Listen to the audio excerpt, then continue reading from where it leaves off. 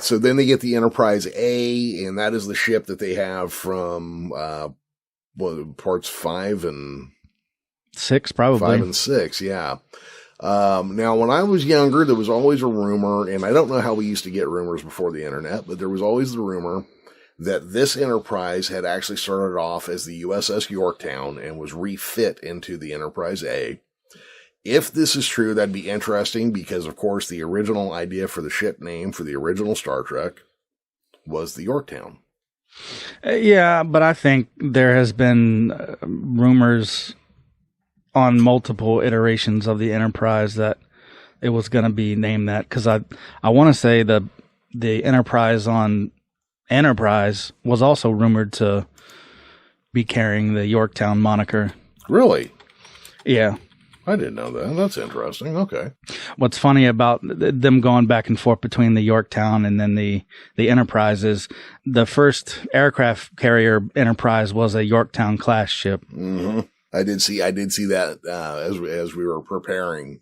And yeah. I thought that was kind of a neat callback as well, you know. Oh yeah, for sure. Yeah. So after the Enterprise A, we get to the Enterprise B, captained by John Harriman was his name, and he was good friends with Ferris Bueller.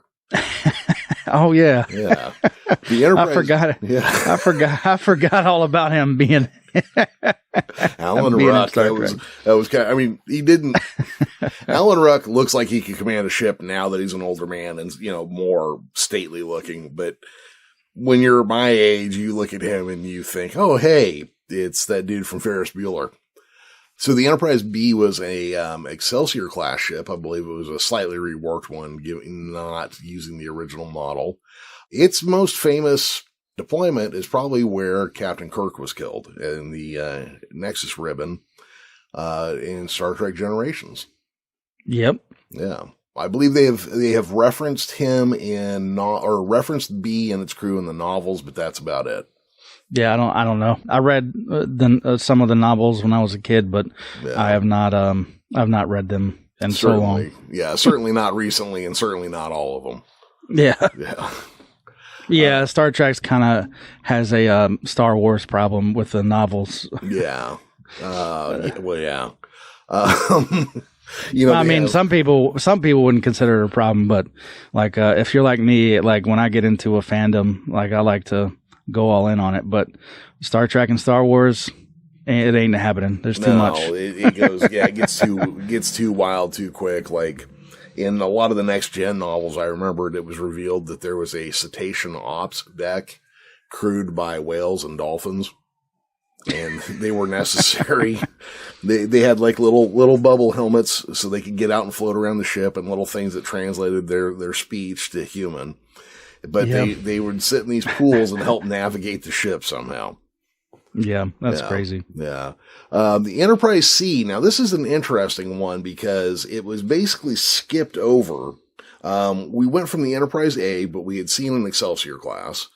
And then when Star Trek The Next Generation came along, which had the Enterprise D, but in between we really didn't know about what the B and C were. Most people assumed that the Enterprise B would have been an Excelsior class because that was the next upcoming class of ship. So the way they designed the C was they basically took an Excelsior class, or a drawing of one, and the Enterprise D connected their points with basically like tacks and string, and then marked where the in-between an Excelsior class and a Galaxy class would be. So it is quite literally like a tweener between two different designs. It does appear in The Next Generation in the episode Yesterday's Enterprise, and it was destroyed. Yep. Unfortunately, one of the survivors included one Tasha Yar. A time-displaced Tasha Yar. Oh, yeah, that's true. Yeah. And almost the entire command crew was killed before they could actually go back in time and handle what they were supposed to. Yeah. They ended up calling the class of ship the Ambassador class. And it's actually a nice looking class of ship that's, its model is reused here and there throughout Next Generation.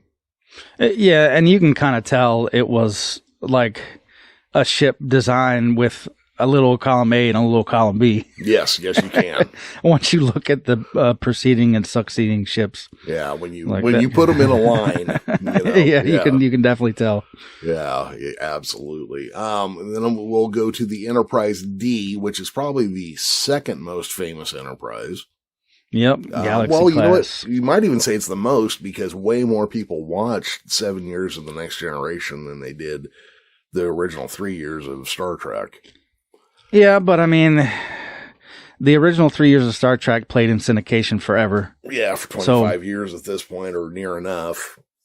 I mean, yeah, I watched it while it was in syndication, so yeah. It's been way more than 25 years. Oh, yeah, no, but I mean, at this point where Next Gen came out, it had been 21. Oh, that's fair. Yeah. Yeah. But, by then there had already been Star Treks 1 through 3 or 4 and, but the D is kind of interesting because now this ship looks a little less functional than the ships we've seen before. It looks more like a yacht or a cruise ship or something. I don't know about that. I don't get that impression from it. No. I mean, I guess I could see where you might get that from, though, because I'm looking at a picture of it, like obviously the outside of it, and I guess I could see where you're coming from. But yeah. I mean, to me, it has always looked like. Well, I mean, this is the Star Trek I grew up watching, so sure. I'm probably a little biased on this one, but yeah, well, it's like my little brother. Who's right around your age. He calls this is his Enterprise, Basically, yeah. Yeah. But yeah, so I guess when this ship was first designed, it was actually longer, and it still had a big oval saucer section, and it was laid out a little bit different. But then when they realized they were going to be on a 4x3 TV, they actually spun everything 90 degrees to give it a shorter, fatter appearance. Oh. Because I didn't know that. It's going to be on a little square screen instead of a movie screen. Yeah, that's fair. Yeah. So they had this ship during all 7 seasons of The Next Generation. Yeah. And then promptly let Deanna Troi drive it into a mountain in the first Next Gen movie. I don't remember that. Oh yeah, they separate the saucer and the engineering section, and she crashes the saucer right into a planet. Well, don't they do another saucer separation like within the first couple episodes of the they do one. Next Generation? They do one right away. Yeah. Yeah. Yeah.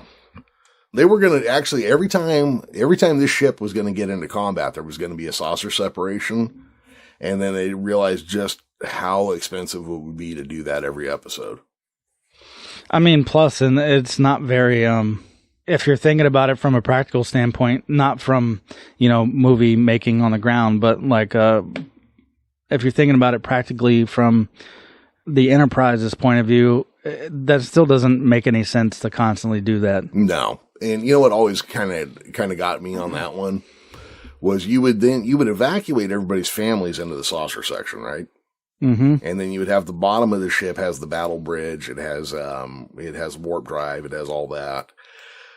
Now all the civilian-like people are in the saucer section, which does not have warp drive. So it's going to go be a sitting duck. Yeah, that too. Mm-hmm. I always kind of thought I could see why you would do it, but you would want warp on there somewhere, Well, yeah, I think the first time that they used it, it was a pretty good situation to use it. Yeah. But yeah, generally, I don't know why you would want to do that constantly. Because first of all, it's going to be rough on the ship every time. Mm-hmm. And you're just introducing multiple preventable points of failure. Yep, no, it's true. It's the same reason you yell at your kids not to slam the car door every time. Eventually. Yeah. You're going to knock that lock out of whack and it won't work. Exactly. Then I'll have to put a little, I'll have to bust out my roll of duct tape to fix it. You got to put one of those gate latches on there, and now your car door is being held shut by a master lock. Yep. So the D, of course, would go on. Well, if we get into it, there's 7 seasons of the show. Of course, we know the command crew. There was only one, but there were 3 captains of the Enterprise during its time on the show. There was Picard, Mm-hmm. And then during the period of time where Picard had been captured and kidnapped by the Borg, William Riker was promoted to captain. Yep. And then when they sent Picard on a special Black Ops mission, they brought in Captain Jellicoe to take over. Yeah, I don't even recall that. Oh yeah, that was actually a good one. And he comes off like you think he's going to be a bad guy, but it just turns out he's a little bit of a taskmaster, but he's right about everything he does. Oh, so here's something cool. One of the alternate timelines for Next Generation, I think last episode type thing, and then maybe they showed it had it not crashed during Star Trek Generations. So that alternate timeline D model, it kind of looks like that that conceptual design from 2013, the IXS Enterprise. If you look at it, it looks way more like that one than the normal Enterprise look, because it's got that extra nacelle on there. It looks kind of like that IXS one. Yeah, so by adding the extra nacelle, you kind of blow up that. Yeah, because I remember on the IXS, there's the back has like engines that looks like mounted, and then with the rings around it, so it kind of looks like nacelles out the back. Yeah. Yeah.